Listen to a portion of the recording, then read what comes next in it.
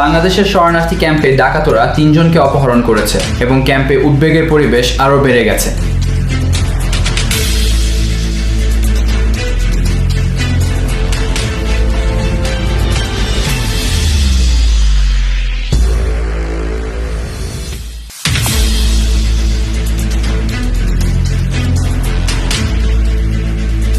Camp নম্বর 5 block A3-এ ঘটে যাওয়া এই ঘটনায় অপহৃতদের মধ্যে সুলতান আহমেদ পিতা আব্দুল কাদের বয়স 21 বছর অন্তর্ভুক্ত রয়েছে। তার সঙ্গে আরও 2টি শিশু রয়েছে যারা অপ্রাপ্তবয়স্ক।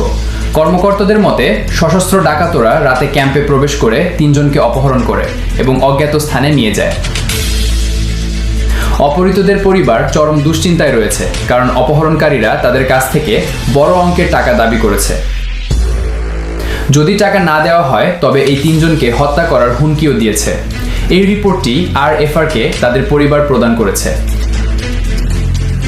ক্যাম্প প্রশাসনের মতে সাব মাজি শব্বির আহমেদ এবং হেড মাজি হামিদ হোসেনকে সঙ্গে সঙ্গে জানানো হয়েছে এবং দ্রুত সার্চ অপারেশন শুরু করা হয়েছে। ক্যাম্পের অন্যান্য বাসিন্দারা জানিয়েছেন এই অপহরণের ঘটনা ভয় ও আতঙ্ক ছড়ানোর উদ্দেশ্যে করা হয়েছে এবং শরণার্থীদের মধ্যে গভীর উদ্বেগ সৃষ্টি করেছে।